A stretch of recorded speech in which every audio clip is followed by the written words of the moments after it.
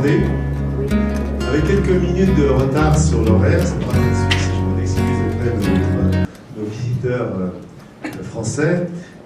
Nous allons donc débuter cette conférence sur le thème de la révolution numérique, le bureau virtuel, le nomadisme, toute une série de concepts apparentés qui vont modifier le rapport de l'homme à l'environnement construit et poser la question de l'opportunité d'une planification plus souple des affectations. C'est donc sur cette thématique que notre orateur de ce soir va nous permettre de réfléchir de façon prospective. J'ai eu la chance pour ma part d'assister voici déjà un an à une conférence de François Bélanger dans un cercle plus restreint que ce soir, et c'est ce qui m'a donné immédiatement l'envie de partager avec vous, avec un cercle de confrères promoteurs, mais aussi d'architectes, d'urbanistes, de représentants des pouvoirs publics intéressés à ces questions de planification, d'aménagement du territoire et d'affectation, de partager donc les réflexions stimulantes de François Bélanger sur cette problématique. François Bélanger, à vous la parole.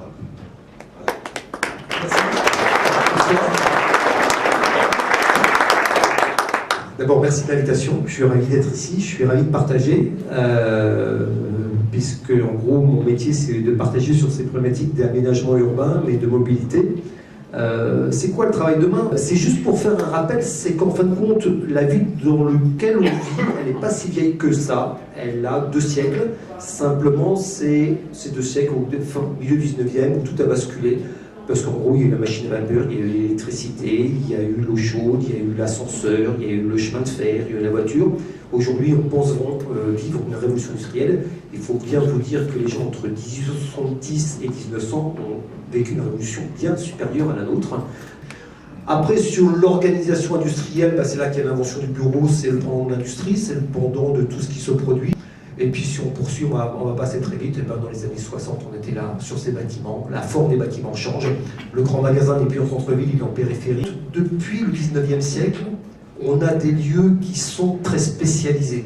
C'est-à-dire qu'avant l'habitat, il y avait soit le château, soit la ferme, soit la maison de l'artisan. Donc en fin de compte, le bâtiment regroupait toutes les activités. À la fin du 19e, on va tout dissocier. Moi, ma conviction, c'est que ce système-là ne fonctionne plus. Et que si on veut comprendre la ville, il ne faut surtout pas l'analyser par le bâti et le fixe. Aujourd'hui, en fin de compte, la grande révolution qui est en train de changer tout quand on analyse la ville, c'est que nous tous, dans notre poche, on a un ordinateur, on appelle ça un smartphone, mais qui fait que c'est nous qui décidons de la qualité du lieu. Si on prend bêtement le piéton pendant plusieurs années, historiquement, un piéton, ce n'était qu'un piéton. Aujourd'hui, un piéton, c'est quasiment une PME ambulante. Et puis il y a autre chose de fondamental. C'est qu'avant, quand vous étiez sur une carte, vous dépliez la carte, puis vous cherchiez où vous étiez sur la carte. Aujourd'hui, quand vous prenez votre téléphone, c'est vous qui êtes au centre de la carte. Ça, c'était le monde du 19e et du 20e siècle. C'était des entreprises qui avaient des rôles bien définis. Blablacar, Uber et tout ça, c'est ça. C'est-à-dire que chaque pion tout seul, il n'a aucune valeur. Mais chaque pion en réseau avec les autres, il peut encercler les autres.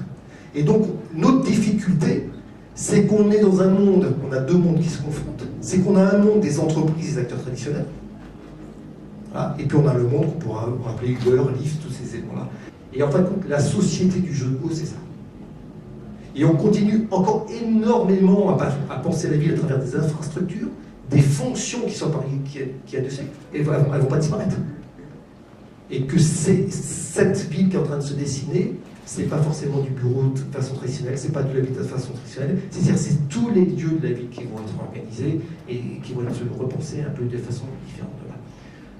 Alors, le corps va devenir de plus en plus important parce que on va devenir un individu qui allons reconcentrer, en fin de compte, l'individu va devenir important. Avant, un individu, là, historiquement, il allait à l'hôpital, il allait à l'usine, tout ça. Aujourd'hui, il continue à y aller, évidemment. Mais aujourd'hui, il concentre autour de lui un certain nombre de ses fonctions. Et aujourd'hui, si vous voulez comprendre, il faut regarder comment vivent les individus. Ce qui fait qu'on comprend bien qu'on va avoir quand même de plus en plus de mal à appliquer ces schémas qu'on a dans la tête depuis 2 siècles, parce qu'en gros, on fait tout et n'importe où et n'importe comment. Vous voyez bien qu'aujourd'hui, ils sont en train de se dessiner des lieux. On ne sait pas très bien si c'est l'hôtel, si c'est l'aubergerie de jeunesse, si c'est un bureau. On est dans un espace assez flou et ça fonctionne très bien. Et cette mobilité, cette souplesse, elle se diffuse partout. Ça, c'est Joanjo, c'est un nouveau concept que va lancer Accor. Le premier sera à Osgore, donc au mois de juin, donc au Pays Basque français. Alors, il y a un petit texte que moi j'aime beaucoup, de Michel Serres, le philosophe, qui s'appelle Le gaucher boiteux. Et j'aime bien, c'est qu'il n'y a plus de boîte, il n'y a plus de mur. Il y a évidemment qu'il y a encore des boîtes, évidemment qu'il y a encore des murs. Mais avant, c'était le mur, la boîte qui vous catégorisait, et aujourd'hui, c'est plus vrai. Définis-moi ce que c'est qu'une chambre aujourd'hui. J'ai beaucoup de mal. Et puis, on voit de plus en plus des trucs qui apparaissent un peu dans tous les sens, qui interrogent. Vous savez que le succès, en fin de compte, de Starbucks, ça n'a jamais été le café. Parce que c'est un exceptionnel, le café. C'est juste parce qu'ils avaient le Wi-Fi. Ce qui est important, c'est qu'aujourd'hui, on rentre vraiment dans un basculement industriel. C'est-à-dire qu'aujourd'hui, on est un peu dans cette époque où, en gros, on a inventé la machine à vapeur, mais pendant 20 ans, elle a servi, on ne savait pas s'en servir, on n'en faisait pas grand-chose, elle a fait ensuite des machines, puis maintenant, elle va devenir locomotive.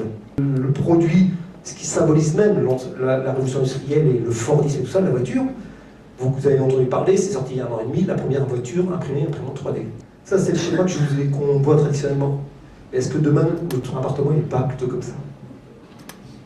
La révolution industrielle, elle a sorti de la maison tout ce qui se faisait à la maison avant, donc soit à la ferme, soit au château, soit dans le voilà, on a fait l'école à côté, la production. Aujourd'hui, elle est en train de tout absorber. Mais on voit bien qu'aujourd'hui, cette idée de modularité, de mobilité, elle irrigue tout. Avant, la voiture, ça vous permettait d'aller d'un lieu à un autre. Demain, la voiture, vous ferez tout dans la voiture. Donc en gros, et je finirai là-dessus, on a eu depuis 20 ans une révolution là-dessus. Le téléphone, on va dire ma basket, donc le bonhomme qui se trimballe, le Wi-Fi. On est en train de rentrer dans cette révolution-là. C'est quoi travailler dehors? Ils ont déjà acquis cette culture-là. Et c'est eux que vous aurez dans vos boîtes demain, ou c'est eux qui achèteront du bureau dans 20 ans. Vous aurez du mal à leur dire que ça fait 12 mètres carrés par personne. Je pense qu'ils vous regarderont comme de Cro-Magnon si vous continuez à leur raconter ça. Voilà. Et juste pour comprendre que c'est un phénomène qui est mondial, ça c'est 3 images que j'ai récupérées au Rwanda il n'y a pas très longtemps. L'Afrique est en train de s'apercevoir qu'elle avait du retard sur plein de choses. Elle est en train de se dire que le téléphone mobile, ça nous a fait passer l'étape de la banque. Il n'y a pas de réseau bancaire, c'est le M-banking. Ils sont en train de s'emparer de ça en disant on va sauter une génération. Donc c'est pas juste un truc de bobo, c'est pas juste un truc de bourgeois des États-Unis ou du riche d'Europe. C'est en train d'être capté aujourd'hui par une population. L'Afrique noire, c'est juste 1,8 milliard de personnes dans quelques années. Ils doublent de population. Ils vont surbaniser à grande vitesse. Ce n'est pas du tout les villes qu'on connaît. 92% de l'économie est informelle, il n'y a pas de trottoir, ça risque d'être un beau bordel, et c'est déjà un beau bordel. Mais ils sont en train d'inventer un système. Regardons ce qui est en train de se passer, notamment dans ces pays plutôt d'économie informelle, parce qu'on est en train de revenir à une révolution qui était presque pré-industrielle, et qui était presque pré-révolution industrielle du XIXe siècle. Voilà. J'espère que j'ai été clair, j'espère que je ne vous ai pas sommé, ni démoralisé, je voulais juste partager avec vous cette entreprise. Merci de votre écoute. Monsieur François Bélanger, donc le responsable de Transit City, de cette contribution à notre vision de l'avenir, ou en tout cas à nos espoirs, si ce n'est à nos désespoirs concernant les évolutions auxquelles on va devoir faire face. Et je crois qu'il y a un petit cocktail qui est prévu, ce qui est quand même très agréable également. Merci à vous, merci à tous de votre participation.